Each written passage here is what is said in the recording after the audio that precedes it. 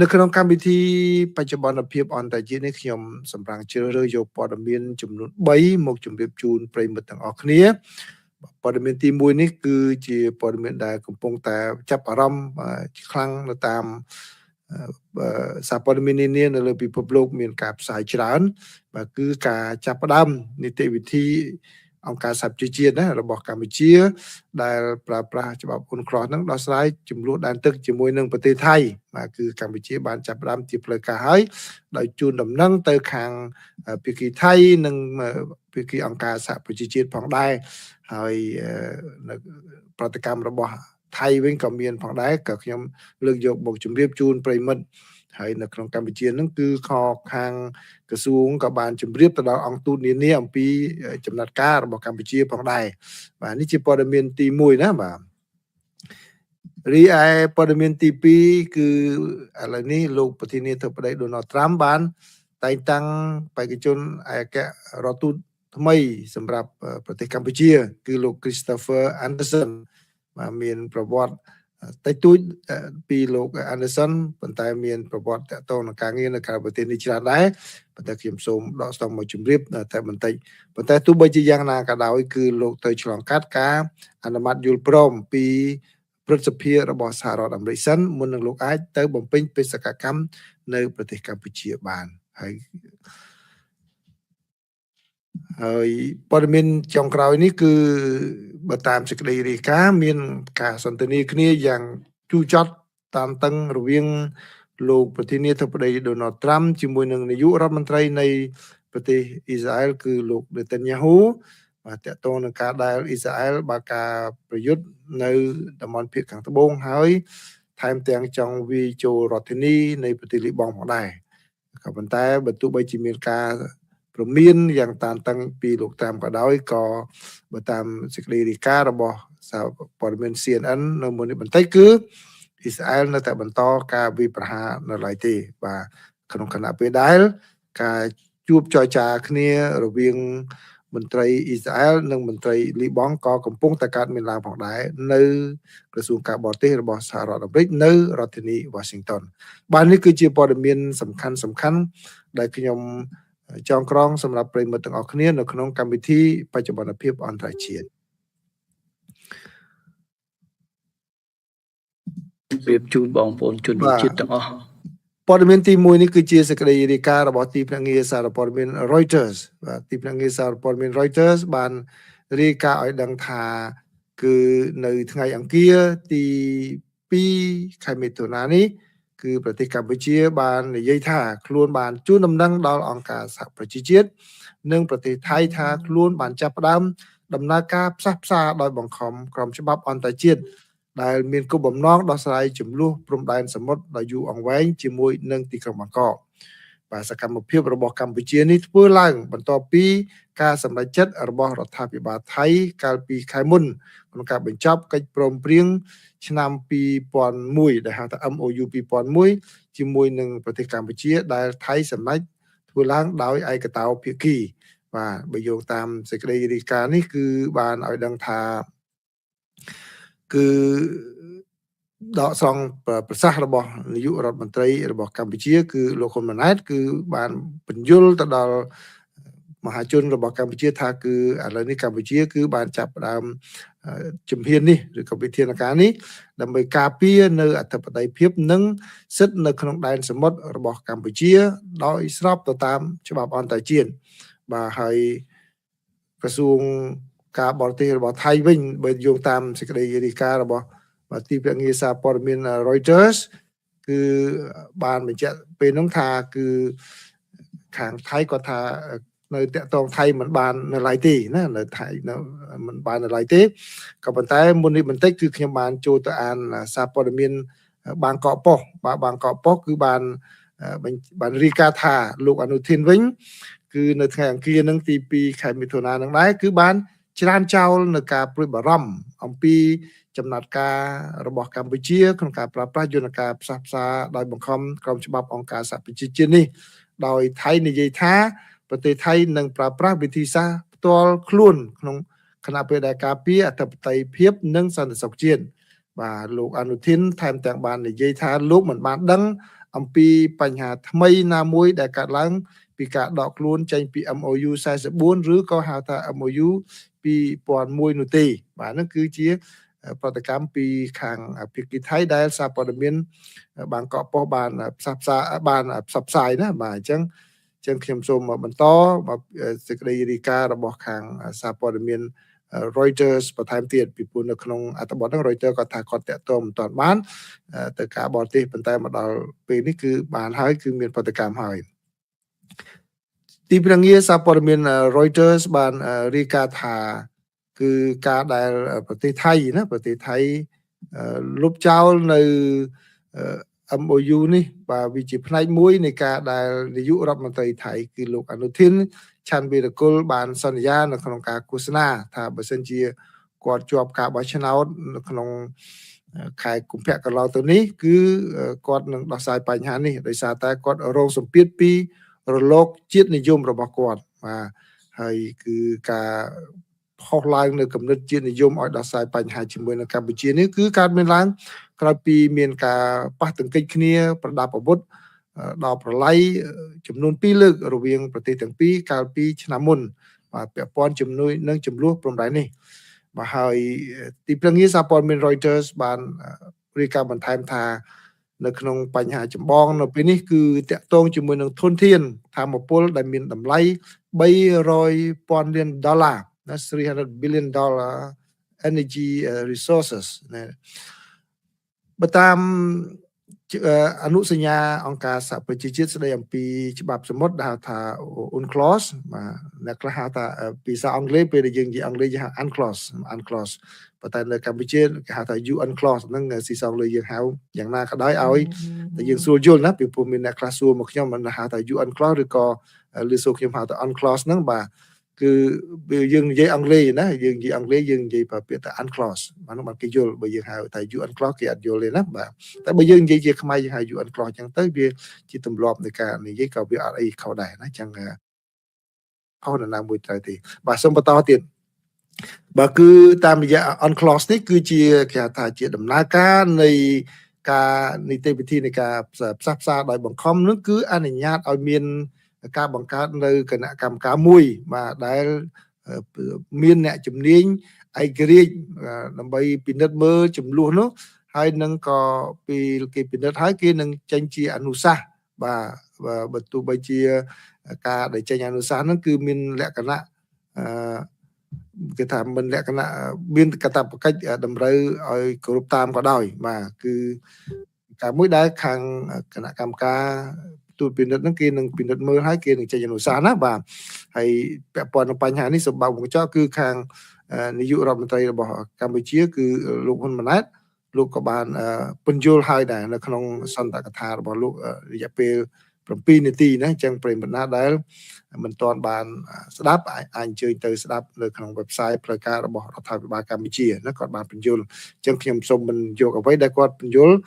មកពន្យល់បន្ថែមទៀតគ្រាន់តែរាយការណ៍ជូនតាមអ្វីដែលខាង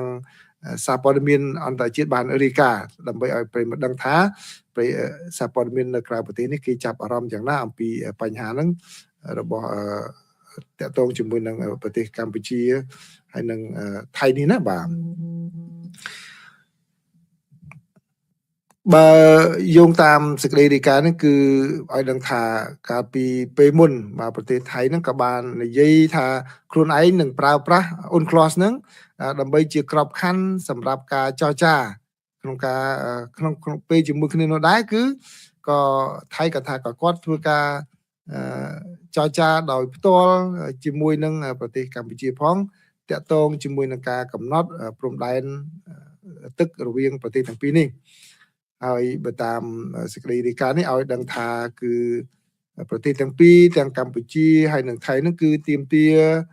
ទៅលើតំបន់ត្រួតស៊ីគ្នានៅក្នុងដែនសមុទ្រដែលមានទំហំ26,000 គីឡូម៉ែត្រការ៉េបាទដែលនៅក្នុងឈូងសមុទ្រថៃបាទដែលគេដឹងថាជាតំបន់ត្រួតស៊ីគ្នាបាទទាមទារត្រួតស៊ីគ្នាហើយគឺដែលតាមការប៉ាន់ប្រមាណគឺមានធនធានរ៉ែហ្នឹងទាំងមានទាំងឧស្ម័នធម្មជាតិហើយនិង ប្រេងបាទប្រេងកាតហ្នឹងគឺចំនួន12 trillion might kip 12 trillion might kip មិនមែន might kip trillion feet បាទ kip បាទហើយដែលមានតម្លៃគឺប្រមាណជា300,000 លានដុល្លារសហរដ្ឋអាមេរិកហើយការដោយសារតែមានបញ្ហានៅក្នុងសមុទ្រខាងច្រកសមុទ្រ Hormuz ដែលមានចំនួននៅក្នុងប្រទេសអ៊ីរ៉ង់នោះគឺបានបង្កឲ្យមានភាពចាំបាច់នៅក្នុងការដោះស្រាយទំនាស់ព្រំដែននេះនៅក្នុងដែនសមុទ្រនេះដើម្បីធ្វើយ៉ាងណាអាចឲ្យកម្ពុជាប្រើប្រាស់ធ្វើអាជីវកម្មដើម្បីយកធនធាននោះមកប្រើប្រាស់បានបាទនេះបើយោងតាមរដ្ឋមន្ត្រីក្រសួងធម្មពលបានប្រាប់ទីភ្នាក់ងារសារព័ត៌មាន Reuters កាលពីសប្តាហ៍មុនបាទគឺលោកកែវរតនាណាបាទហើយទីភ្នាក់ងារសារព័ត៌មាន Reuters ក៏បានពន្យល់បន្ថែមទៀតអំពីនីតិវិធីនៃការដំណើរការ UNCLOS នេះថាយ៉ាងម៉េចបាទគាត់ថាគឺក្នុងនីតិវិធីនេះគឺបាទនឹងត្រួតពិនិត្យដោយប្រធានរបស់អង្គការសហប្រជាជាតិបាទដោយឡែកខាងភាគីកម្ពុជាវិញគឺកម្ពុជាបានតែងតាំងលោករដ្ឋមន្ត្រីក្រសួងការបរទេសរបស់កម្ពុជាគឺលោកប្រាក់សុខុនបាទឲ្យដឹកនាំកិច្ចការនេះបាទជាតំណាងរបស់កម្ពុជាក្នុងការធ្វើកិច្ចការទាំងអស់នេះបាទក្នុងពេលនោះក៏មានអ្នកការទូតជនជាតិដាណាម៉ាកផងដែរគឺឈ្មោះថាលោក Peter Taxo Jensen ហើយនឹងសាស្ត្រាចារ្យបារាំងម្នាក់ទៀតគឺឈ្មោះថាលោក Jean-Marc Trouvenin ដើម្បីឲ្យដើរតួជាអ្នកសម្របសម្រួលពីខាងភាគីកម្ពុជាហើយគឺខាងរដ្ឋាភិបាលក៏បាននិយាយដូចនេះឲ្យដឹងនៅក្នុងសេចក្តីថ្លែងការណ៍មកអញ្ចឹងដូច្នេះគឺកម្ពុជាគឺដាក់ក្តីសង្ឃឹមទៅលើអ្នកជំនាញបរទេសទាំងពីររូបនេះបាទគឺមានបារាំងហើយនិងដាណាម៉ាណាអញ្ចឹងគឺខាងភាគីកម្ពុជាគឺបានបញ្ជាក់ឲ្យនេះបើយោងតាមសេចក្តីរាយការណ៍របស់ទីភ្នាក់ងារសារព័ត៌មាន Reuters គាត់ថាដកស្រង់ឈ្មោះនេះគឺចេញពីសេចក្តីថ្លែងការណ៍របស់កម្ពុជាណាអញ្ចឹងបាទអញ្ចឹងខ្ញុំសូមជូនប៉ុណ្ណឹងហើយខាងភាគីថៃវិញតើខាងភាគីថៃទៅធ្វើយ៉ាងម៉េចបើយោងតាមសេចក្តីរាយការណ៍នេះឲ្យដឹងថាគឺភាគីថៃមានរយៈពេលចំនួន21ថ្ងៃបាទក្នុងការតែងតាំងអ្នកសម្របសម្រួលផ្ទាល់ខ្លួនរបស់ខ្លួនចំនួន2រូបផងដែរបាទគឺអ្នកដែលទៅធ្វើការផ្សះផ្សាហ្នឹងគឺក៏នឹងដែលបានដាក់ជុំគ្នាហើយគឺនឹងត្រូវជ្រើសរើសប្រធានបាទធ្វើប្រធានដើម្បីរៀបចំនៅគណៈកម្មាធិការគណៈកម្មការផ្សះផ្សាមួយដែលត្រួតពិនិត្យទៅដោយលោកអគ្គលេខាធិការរបស់អង្គការសហប្រជាជាតិនេះបើតាមសេចក្តីថ្លែងការណ៍បានពន្យល់ហើយក្នុងសេចក្តីរាយការណ៍នោះបន្ថែមថាក្នុងពេលកន្លងមកគឺប្រទេសថៃបានបដិសេធជាបន្តបន្ទាប់នៅកិច្ចខិតខំប្រឹងប្រែងរបស់កម្ពុជាក្នុងការដោះស្រាយទំនាស់នេះតាមរយៈយន្តការអន្តរជាតិដែលក្នុងនោះរួមមានតុលាការយុត្តិធម៌អន្តរជាតិគឺ ICJ ផងដែរដោយថៃទទូចថាបញ្ហាទាំងអស់នេះគឺគួរតែដោះស្រាយតាមរយៈការចរចាទ្វេភាគីបាទនេះគឺជាសេចក្តីរាយការណ៍ណារបស់សារព័ត៌មានទីភ្នាក់ងារសារព័ត៌មាន Reuters ហើយនឹងបូកជាមួយនឹងសេចក្តីរាយការណ៍របស់សារព័ត៌មានបាងកកប៉ុស្តិ៍ដែលខ្ញុំបានដកស្រង់មកឲ្យជម្រាបជូនប្រិយមិត្តទាំងអស់គ្នានេះបាទខ្ញុំដាក់កន្លែងនេះគឺដាក់ថាលោកអនុទាននិយាយថាតាំងពីលុប MOU 2001មកថៃមិនឃើញបញ្ហាអ្វីផងបាទនេះគឺជាសម្ដីដែលគ្មានការទទួលខុសត្រូវមួយរបស់លោកអនុទានបានប្រាប់សារព័ត៌មានគឺសារព័ត៌មានថៃគឺអត់ទាន់មានរាយការណ៍សម្ដីរបស់លោកអនុទានទេក្រៅតែពីបាងកកប៉ុស្តិ៍អញ្ចឹងបាងកកប៉ុស្តិ៍គាត់បានរាយការណ៍សម្ដីរបស់លោកអនុទានមុនគេអញ្ចឹងខ្ញុំដកស្រង់មកជម្រាបជូនប្រិយមិត្តទាំងអស់គ្នាណាបាទនេះជាព័ត៌មានសំខាន់ណាសំខាន់ដែលនៅខាងអន្តរជាតិនេះកំពុងចាប់អារម្មណ៍ផងដែររីឯព័ត៌មានទី2គឺប្រិយមិត្តណាដែលចូល Facebook គឺបានឃើញហើយខ្ញុំក៏បានដាក់តាម Facebook ហើយក៏បានដាក់តាម YouTube ផងដែរគឺកាលពីថ្ងៃច័ន្ទម្សិលមិញគឺទី1ខែមិថុនាឆ្នាំ2026នេះលោកប្រធានាធិបតី Donald Trump បានតែងតាំងលោក Christopher J. Anderson បាទជាបេក្ខជនឯកអគ្គរដ្ឋទូតរបស់សហរដ្ឋអាមេរិកឲ្យទៅធ្វើការប្រចាំនៅប្រទេសកម្ពុជាបាទអញ្ចឹងនេះគឺជាការតែងតាំងថ្មីមួយទៀតណាហើយបើតាមនីតិវិធីគឺលោកបានបញ្ជូនឈ្មោះទៅខាងព្រឹទ្ធសភាហើយព្រឹទ្ធសភារបស់សហរដ្ឋអាមេរិកត្រូវអនុម័ត អនុម័តសិនមុននឹងអនុម័តយល់ព្រមណាមុននឹងលោកអាចទៅបំពេញបេសកកម្មជាផ្លូវការនៅក្នុងប្រទេសកម្ពុជាបានហើយនៅក្នុងនីតិវិធីហ្នឹងគឺមានការហៅលោកមកសួរអំពីបញ្ហាជាច្រើនតាក់ទងជាមួយនឹងបញ្ហាក្តៅនៅក្នុងប្រទេសកម្ពុជាគឺបើតាមខ្ញុំគិតមើលគឺមានបញ្ហាដែលអាចនឹងសួរគឺតាក់ទងជាមួយនឹងទូនីតិរបស់លោកក្នុងការធ្វើយ៉ាងណាឲ្យកម្ពុជាហើយនិងសហរដ្ឋអាមេរិកមានទំនាក់ទំនងល្អប្រសើរណាចំណុចទី2គឺតាក់ទងជាមួយនឹងការធ្វើយ៉ាងណាដើម្បីអាចទប់ទល់ជាមួយនឹងអធិបុលរបស់ចិនបាទនៅក្នុងតំបន់នៅក្នុងប្រទេសកម្ពុជាបាទហើយបញ្ហាទី3គឺខ្ញុំគិតថានឹងមានបញ្ហាតាក់ទងជាមួយនឹងបញ្ហាសិទ្ធិមនុស្សលទ្ធិប្រជាធិបតេយ្យបាទដែលជាបញ្ហាធំទាំង3នេះដែលខ្ញុំគិតថាលោក Anderson នឹងត្រូវសភាចោទសួរជាបន្តបាទក៏ប៉ុន្តែចាំមើលសិនណាបាទចាំមើលសិនតើបញ្ហានេះទៅយ៉ាងណាហើយបើតាមប្រវត្តិមួយចំនួនគឺលោក Christopher Anderson គឺជាមន្ត្រីការបរទេសបាទដែលគាត់ធ្វើជាគេថា career diplomat ហ្នឹងគឺជាអ្នកដែលធ្វើកិច្ចការងារជាបុគ្គលិករបស់ក្រសួងតែម្ដងមិនមែនជាអ្នកដែលតែងតាំងដោយកូតានយោបាយទេណាគឺបានន័យថាគាត់ជាអ្នកដែលឆ្អិននៅក្នុងកិច្ចការងារការទូតនិងការងារដឹងកិច្ចការនឹងតែម្ដងបាទដោយដែលតំណែងខាងនយោបាយខ្លះដូចខ្ញុំអញ្ចឹងបើសិនជាខ្ញុំមានទំនាក់ទំនងជាមួយនឹងលោកត្រាំអីចឹងទៅលោកអាចតែងតាំងខ្ញុំជាអគ្គរដ្ឋទូតបានដែរប៉ុន្តែក្នុងន័យថាជាតំណែងនយោបាយអីចឹងទៅឬក៏អ្នកណាផ្សេងទៀតចឹងដែរប៉ុន្តែសម្រាប់លោក Christopher Anderson លោកជា career diplomat ណាជាអ្នកដែលជាមន្ត្រីការទូតនឹងតាំងពីដើមទីតែម្ដងដោយលោកបានធ្វើការនៅក្នុងក្រសួងការបរទេសនេះតាំងពីឆ្នាំ2005មកបាទ2005មកហើយលោកត្រូវបានគេទទួលស្គាល់យ៉ាងទូលំទូលាយចំពោះទូនាទីការទូតដ៏សំខាន់របស់លោកដែលមានជំនាញនៅខាងអឺរ៉ុបហើយនឹងគេថាអាស៊ីអឺរ៉ុបដែលគាត់លោកបានបម្រើការជាអនុព័ន្ធខាងបព្វធម៌នៅស្ថានទូតសហរដ្ឋអាមេរិកនៅរដ្ឋ Georgia ហើយលោកក៏មានជំនាញខាងកិច្ចការរឿងអ៊ុយក្រែនហ្នឹងបាទច្រើនផងដែរដោយធ្លាប់បានជាទីប្រឹក្សាពិសេសសម្រាប់ការចរចាអំពីបញ្ហាអ៊ុយក្រែន